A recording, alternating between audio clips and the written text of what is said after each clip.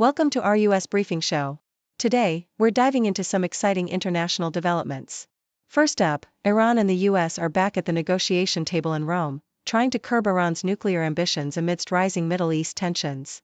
These talks, involving key players like US envoy Steve Witkoff and Iranian Foreign Minister Abbas Araghchi, could be a game-changer for regional stability and Iran's economy. Stay tuned for more updates. Next, in a surprising twist, the Trump administration has revamped COVID-19 websites to promote the lab leak theory, shifting away from public health guidance.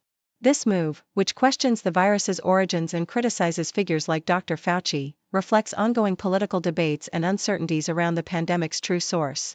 The story continues to unfold, so keep watching. Finally, in the world of aerospace, Chinese engineer Zhao Chunling is leading the charge to challenge Boeing and Airbus with her new C929 widebody airliner. Her leadership symbolizes China's ambitions to carve out a bigger slice of the global aviation market, with prototypes expected to feature cutting-edge technology by 2027. Exciting times ahead for aviation fans. Please continue to follow us for more detailed coverage. The Associated Press reports that Iran and the US are on the brink of a pivotal diplomatic chapter, as they prepare for a second round of negotiations in Rome aimed at curbing Tehran's nuclear ambitions. This historic engagement, occurring after decades of hostility rooted in the 1979 Islamic Revolution and the U.S. Embassy hostage crisis, features key figures like Iranian Foreign Minister Abbas Araghchi and U.S. envoy Steve Witkoff. The talks are laden with high stakes, including fears of military strikes or Iran pursuing nuclear weapons, amidst regional tensions fueled by conflicts in Gaza and Yemen. Iran's government emphasizes its commitment to diplomacy despite internal unrest over social issues, economic sanctions, and currency devaluation. Meanwhile, Russia's involvement, especially its potential role in handling Iran's enriched uranium, adds complexity to the negotiations. The diplomatic dance is further mediated by Oman, which previously facilitated indirect talks, highlighting the delicate balance of regional and international interests seeking a resolution to the nuclear impasse. Meanwhile, the Australian Broadcasting Corporation highlights a significant shift in the Trump administration's approach to COVID-19 narratives, as it reactivates government websites to promote the lab leak theory regarding the virus's origins. Previously dedicated to providing health information, sites like COVID.gov now redirect users to content criticizing former health officials like Anthony Fauci and dismissing the consensus that COVID-19 emerged naturally. This move reflects a broader political stance, with the administration asserting that the lab leak hypothesis is the confirmable truth, despite a lack of definitive evidence and international skepticism. The revamp coincides with efforts to undermine previous scientific consensus and pivot away from established public health guidance, including mask mandates and social distancing. The political undertones are underscored by the Trump administration's history of discrediting pandemic-related experts and its ongoing attempt to reshape the narrative around the virus's origins, amidst ongoing tensions with China and international health organizations. The South China Morning Post vividly chronicles the inspiring journey of Zhao Chunling, a pioneering female engineer in China's aviation industry. From her early days designing air defense systems amid U.S. sanctions targeting her alma mater, Northwestern Polytechnical University, Zhao's career trajectory exemplifies resilience and innovation. Her transition from working on cutting-edge defense technologies at a Luoyang Research Institute to leading the design of China's ambitious widebody aircraft, the C929, highlights her vital role in China's quest to challenge Western dominance in commercial aviation.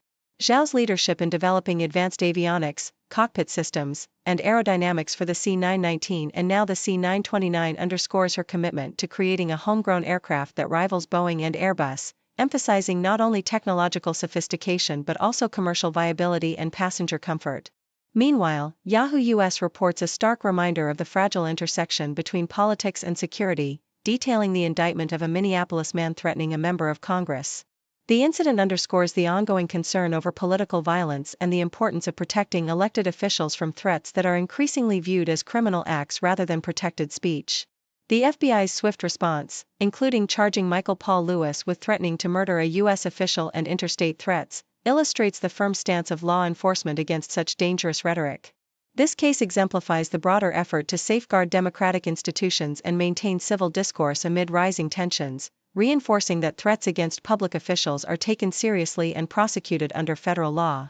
Al Jazeera presents a compelling legal saga involving Rumeysa Öztürk, a pro-Palestine Turkish student detained in Louisiana for her outspoken criticism of Israeli policies. The federal judge's order to transfer her case to Vermont signifies a critical recognition of her constitutional rights, particularly her free speech and due process protections.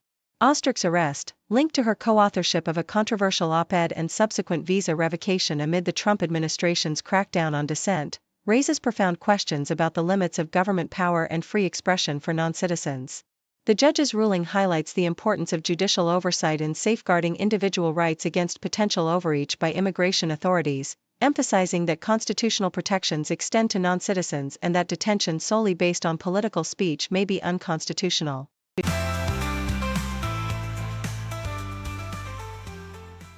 Yahoo reports that Ryan G. Ellison, a seasoned prosecutor known for his work dismantling the notorious Sindicato de Nuevo Mexico prison gang, has been appointed as the U.S. Attorney for New Mexico, succeeding Alexander Ubalez. Ellison, a native of Alamogordo and a former assistant U.S. Attorney in Las Cruces, has a track record of tackling serious crimes such as racketeering, murder for hire, and firearms offenses. His appointment comes amidst a significant decline in border crossings in New Mexico, which have dropped by 95% since Trump's presidency, prompting a focus on immigration and border-related issues at the U.S. Attorney's Office, now centered in Albuquerque with a satellite office in Las Cruces. Ellison, a Republican committed to enforcing federal law vigorously, has expressed his dedication to combating violent crime, gang activity, and illegal drug flow, aiming to make New Mexico safer for its residents, workers, and families. His background includes education at the University of Arizona and Texas Tech University, along with experience in private practice and as an assistant district attorney in Texas. This leadership change follows the recent resignation of Biden-appointed Ubalez, who was dismissed shortly after Trump's administration took over, highlighting the ongoing shifts in federal law enforcement priorities in the state.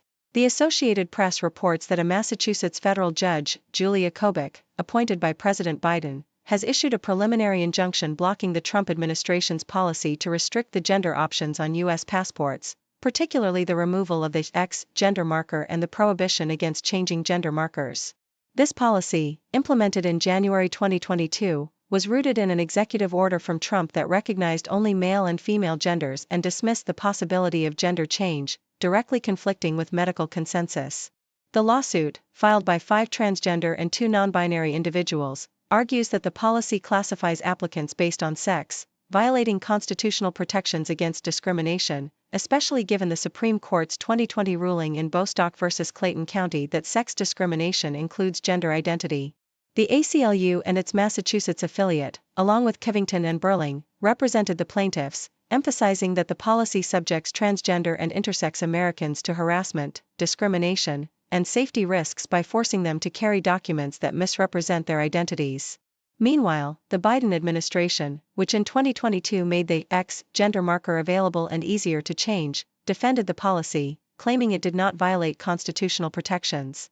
However, many judges have recognized that discrimination based on gender identity is unconstitutional, and the decision signifies a major victory for LGBTQ+ rights, affirming the dignity and rights of transgender individuals to accurate identity documentation and freedom to travel without facing discrimination or danger. South China Morning Post highlights the recent Antalya Diplomacy Forum, where over 6,000 participants from Africa, the Middle East, Asia, and less wealthy European nations gathered to discuss the declining influence of Western-led international institutions like the UN and WTO, which have failed to resolve conflicts in Ukraine and Gaza due to veto powers held by the US and Russia. The forum emphasized the rising importance of the Global South, a term that embodies pride and resilience among nations traditionally marginalized and oppressed by colonialism, now seeking a fairer global order. Calls for reform include expanding the UN Security Council and changing its rules, with countries like Brazil, Japan, Germany, and India vying for permanent seats, though tensions, such as China's opposition to India's inclusion, highlight the persistent divisions within this diverse bloc. The article underscores that the Global South's unity is often rooted in anti-Western sentiment, which may not be enough to implement meaningful change, especially amid internal conflicts and rivalries exemplified by groups like BRICS, which has expanded to include new members and initiatives like BRICS Pay to bypass U.S. sanctions. Jeffrey Sachs advocates for a multipolar world where Asia, Africa, and Latin America match their economic influence with geopolitical power, yet progress hinges on overcoming internal divisions and domestic issues. The piece suggests that global crises, like those that birthed the UN post-World War II, could serve as catalysts for unity, and ironically, Trump's chaotic foreign policy might inadvertently push the global south toward greater cohesion and independence in shaping a new world order. Thank you for tuning in. The content above showcases the latest briefing reports and analytical synopses, thoughtfully curated by the 6Do team. These insights stem from a wide array of reputable media outlets, think tanks, government sources, and specialized experts worldwide. We encourage you to explore these sources for a comprehensive perspective. Keep in mind that while the content may not always align with the official standpoint of 6Do Brief, it's not meant to be taken as absolute directives for decision-making. Comprising seasoned media professionals, learned scholars, and accomplished scientists, the 6Do team embodies a trailblazing, fully independent media entity. To customize 6Do Brief to meet your professional needs, you have the option to subscribe to a diverse array of briefings on our website, 6dobrief.com. Regardless of your location, you can conveniently receive 6Do Brief via email.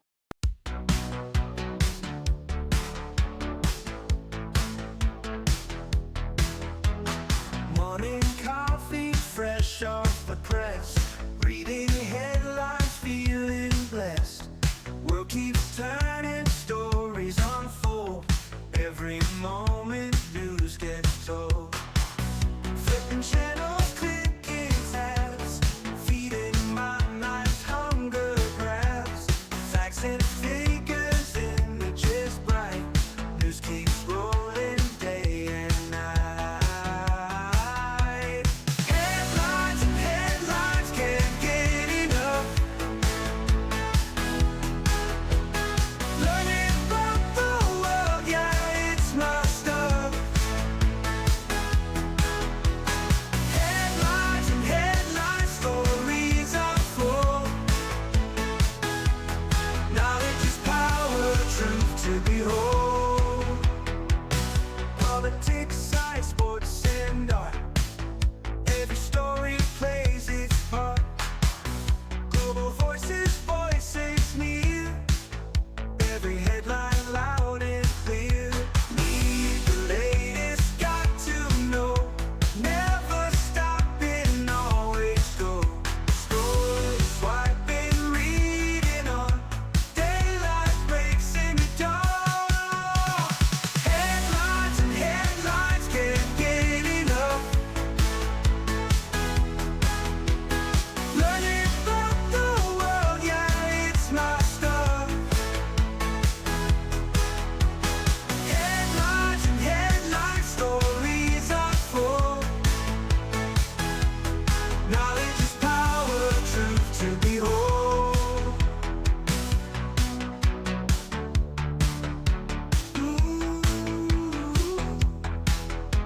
Need the latest, got to know. Never stopping, always go. Scrolling, swiping, reading on. Daylight breaks in the dawn. Headlines and headlines, can't get